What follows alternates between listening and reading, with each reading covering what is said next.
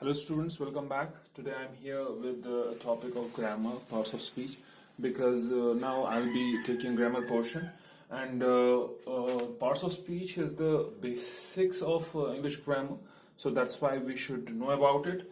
I want to brush up your previous knowledge about parts of speech, because I don't want any hesitation or any problem to be created while going through other parts like tenses, or we can say narration or voice. So, coming to this very part, let's discuss these 8 parts of speech in detail. So, first it's noun, pronoun, verb, adjective, adverb, preposition, conjunction, and interjection. These are the 8 parts of speech, and they have their subparts which are being discussed in this very video. First, noun. What is a noun? What is a noun? Noun is simply a naming word. A naming word, whatever name is there, whether it's of any animal or anything, any abstract idea, any other part or material thing, it is noun. Now, there are parts of noun. First, it's common noun. Commonly given name, or we can say it's not a name to a person, no. Commonly given name to a particular section, like a girl. It's throughout the world that we call this common name girl to all female children. So that's why this common name becomes a common noun. If you say lake, it's a place, or we can say water body. So this water body is known as lake, and every water body which has same kind of features throughout the world is given a name lake. Then they have their particular names, but common name is lake. Market. If you're going to any market, it's a common noun. It can be anywhere. Market can be anywhere. So it's a common noun given to a place where you can shop. Then moving to proper noun. Now you will see how common noun and proper noun differ. Sahil. Sahil is a boy. Boy is common noun, but Sahil here is a proper noun because it's a particular name given to a particular human. So it is a proper noun, like Dal Lake. Lake here was a common noun, but Dal Lake, there is only one Dal Lake in the world. So Dal Lake here is a proper noun. Lambert Lane in Srinagar is a proper noun for a market.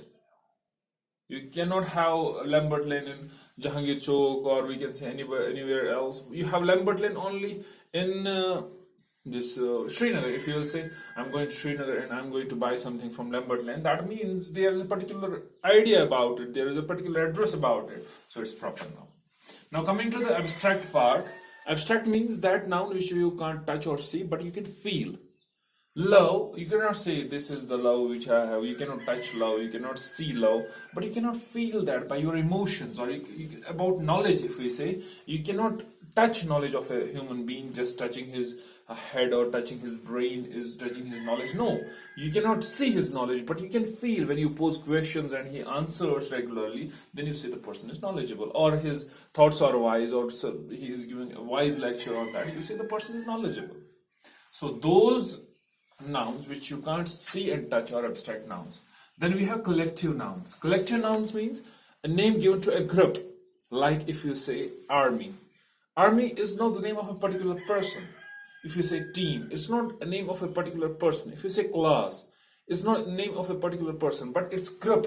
Class has 30 students, or a cricket team has 16 members, or an army, it is a group of army personals. So whenever a name is given to a group, we call it collective noun.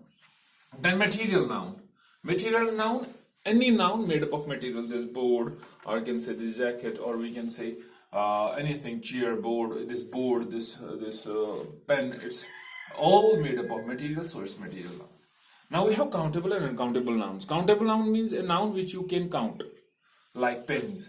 Like these boards, there are 10 boards, there are 10 pens. You can count these things, they are countable nouns. But uncountable nouns are those nouns which you can't count, like ice, like sugar, like water, like milk. You cannot count these things, that's why they come under uncountable nouns.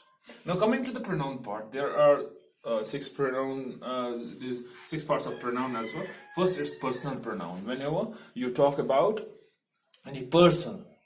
Like you may be knowing three persons: first person, second person, third person. First person is I and we, second person is you, third person is he, she, it, or name of anyone. This is third person, or they in plural.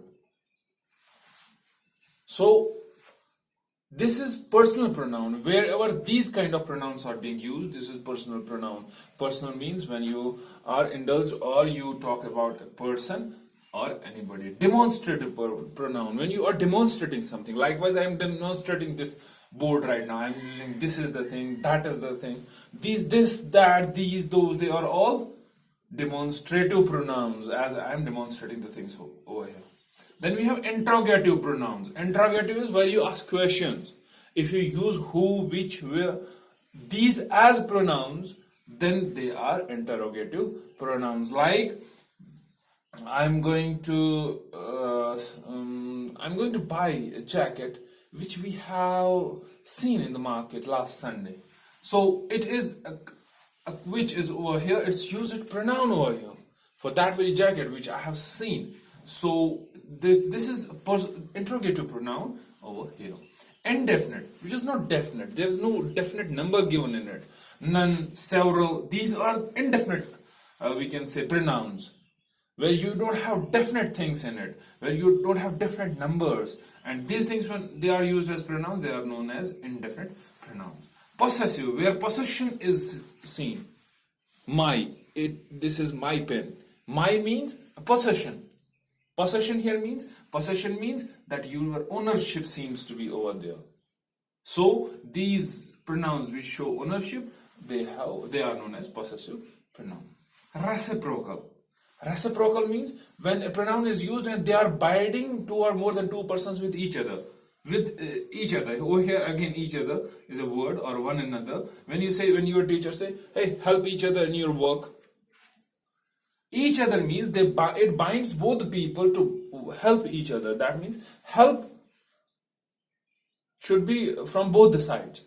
So it's a pronoun which is binding two people or more than two people with each other. That is reciprocal pronoun. Two pronouns are used over here. So now coming to the verb part. Verb is any word which shows action. But there are types of verb then. First is action verb, which shows you action, which is like eat, just think, do, and it's of two types: transitive and intransitive verb. Transitive verb is a verb which takes direct object with it, and intransitive does not take any object with it. So further, you can go in finite and infinite verbs. You can go through. You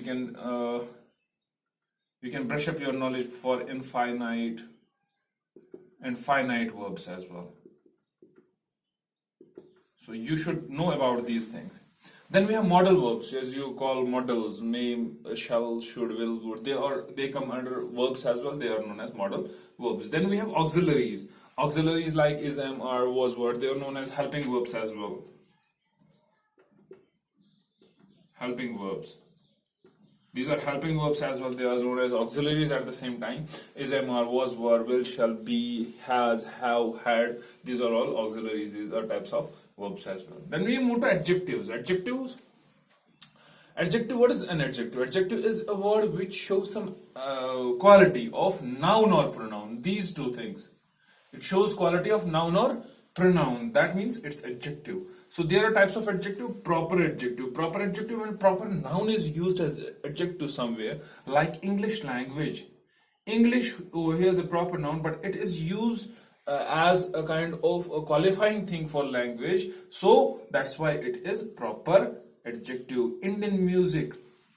Indian here does not pertain to any country. Indian here gives a specific quality of the music. That's why it's known as Indian music. So Indian being a proper noun word, India. So this is used over here as an adjective. So it's a proper adjective.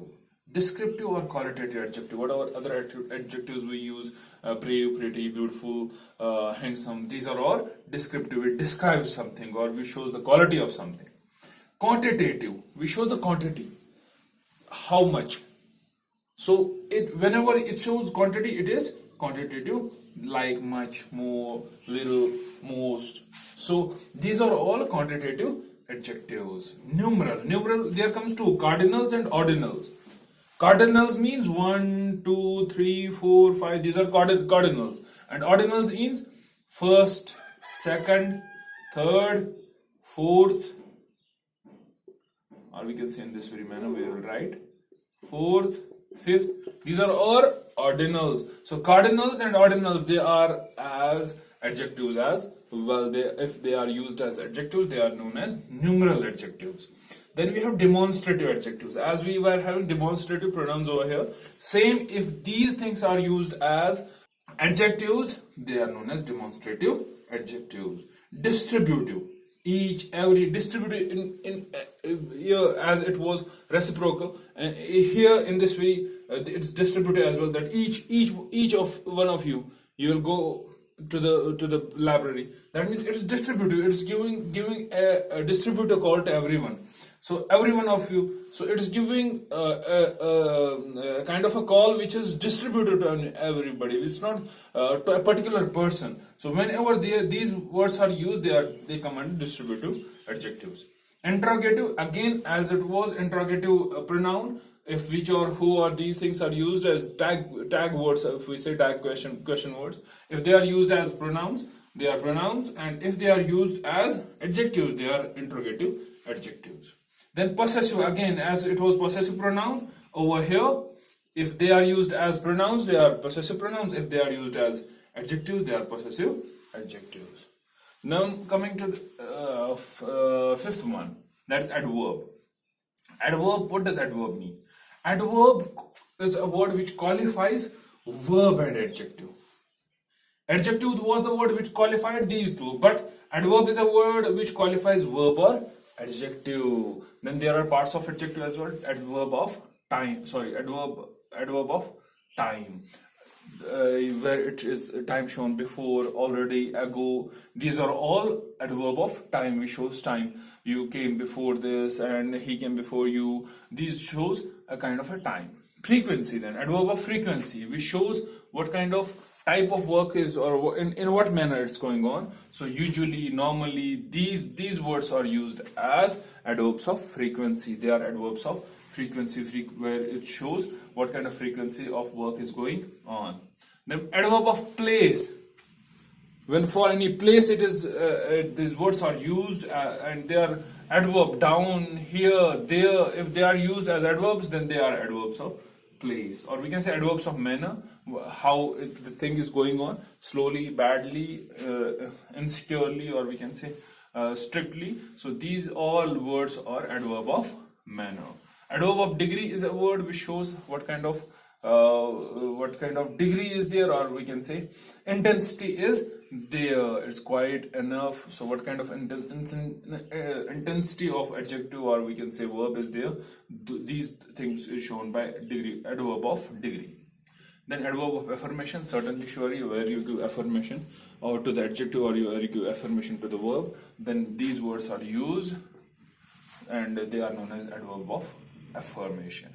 Then we move to preposition. Prepositions are very simple. It's first one is a rather simple preposition.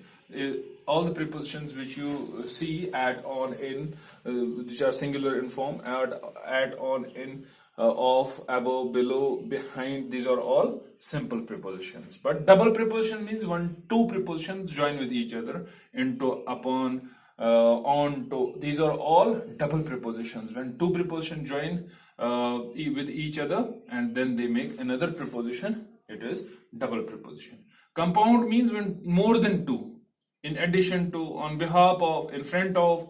If more than two prepositions join with each other, or more than two prepositions make a preposition, that is compound preposition. Look, here it was only one. Double means two prepositions. Compound means more than two prepositions when joined together. They are known as compound prepositions. Participle prepositions are those prepositions which use verbs as prepositions, and it is sometimes they use gerund form of verb, sometimes they use past participle form of verb as prepositions provided, considering, to learning. So these words, when they are used as prepositions, then we say these are participle prepositions. At last, there's phrase preposition. Whenever it becomes a phrase, at, home, in front of, on time, these are all phrasal prepositions. Now coming to the conjunction part, we have coordinating conjunction, subordinating conjunction, and correlative conjunction. Coordinating conjunction is where two ideas are coordinating with each other, but it's not that one is less than the other. So both are equal. When two ideas are equal and they are being connected by coordinating this conjunction. But subordinating conjunction is where one is subordinate, where one has less importance. They are used with these kind of these conjunctions. While because when the importance of one of the two ideas is less. Correlative means where you have option, or we can say where you are watching both at the same time, where you are doing it, or where you are giving an option, then it is correlative, like either or, neither nor. So where you have a kind of an option where you have to choose both or whether to choose none. So you have correlative where your correlation is given over there, then we say they are correlative, these conjunctions. Now at last it's interjunction. You know the word interjunction as adverb means a word which qualifies noun and pronoun. Preposition is a word which shows the place of the noun or pronoun. Conjunction is a word which joins two sentences. Interjunction is a word which strengthens your feeling, which shows your feeling in a strengthening manner. So there are types of prepositions. Usually it's preposition for greeting is the first one. Hello, hi, these are the prepositions of greeting. You might have seen this thing, that it is exclamatory mark after them. So every time when you use an interjection, you have to use an exclamatory mark after these prepositions. So for joy we say hurrah, wow, when we are very happy. For approval of anything we say bravo, brilliant, do it again. For attention of anybody we say listen, look. So if we need attention of anyone. Surprise we say what, oh. So when we are surprised, we say these they come under surprise interjections. Or sorrow interjections are those alas, when we see anything or when we hear anything which is not good. Grief or pain, when we are in pain, when we are in grief, we say ouch, oh. So these words are used. Bidding farewell, when we say goodbye to somebody or we say bye, these are goodbye, bidding farewell interjections. And we have doubt, hesitation, we say so we use these kind of interjections only to just to make the people understand that we are in hesitation or we are in doubt, and this comes under interjection part. And at last is expressing calling. Sometimes you feel like calling in a very high pitch or in a very high manner. You say hello, pitch or in a very high manner. You say hello, or you say who. So these comes under express calling. You want to express yourself, and you are out of some place. You are into the wild, you want to express yourself and you call in a very high pitch, then it is express calling. So that was all in this very video. I brushed up only, I didn't went deep inside any of the topic. I brushed up your knowledge about parts of speech because I'll be starting with tense soon. So after that, after this very video, I'll start with tense, and I want you people to like, share and subscribe this very channel, and watch all these videos so that you will be benefited from them. Hope you like this very video. Thank you very much.